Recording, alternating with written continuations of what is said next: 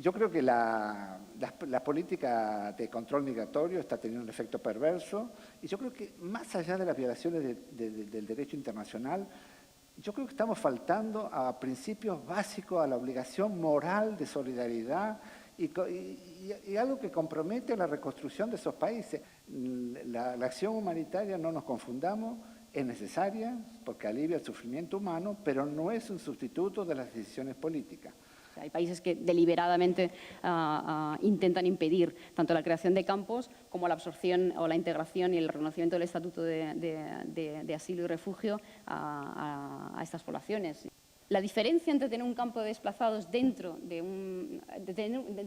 campo de desplazados y un campo de refugiados es que el campo de desplazados está todavía en una zona de conflicto. Entonces, no es que esté en una zona segura, sino que está en una zona de menos conflicto que en los alrededores. Son lugares, en términos de seguridad para los desplazados, extremadamente vulnerables.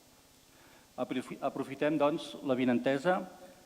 de la celebració d'aquest dia per anunciar la voluntat del Govern de la Generalitat de Catalunya d'impulsar la redacció i aprovació d'un Pla de Protecció Internacional de les persones sol·licitants d'asil o de protecció subsidiària, en el marc de les nostres competències pròpies i en relació també a la delegació de competències que preveu la Llei 12/2009 de dret d'asil i de la protecció subsidiària. Barcelona, una ciutat que sempre ha cregut en els drets humans, que sempre ha defensat, que sempre ha procurat acollir de la millor manera les persones que ens han demanat conviure entre nosaltres, doncs mantingui viva aquesta consciència sobre la problemàtica tan real i sovint tan amagada, com també es deia, que molts països del món, moltes zones del món estan en aquests moments patint i que no només ho fem el Dia